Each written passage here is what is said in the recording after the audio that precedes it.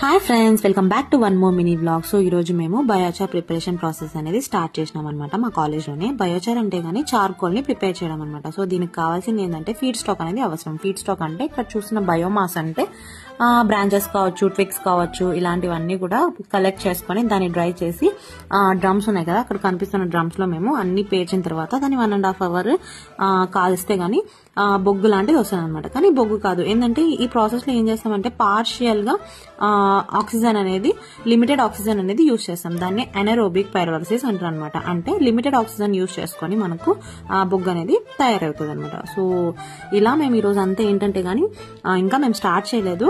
మొత్తం దానికి కావాల్సిన సామాన్లు ఇవన్నీ కూడా కలెక్ట్ చేసి క్లీన్ చేసి అంతా పెట్టేసాం అనమాట.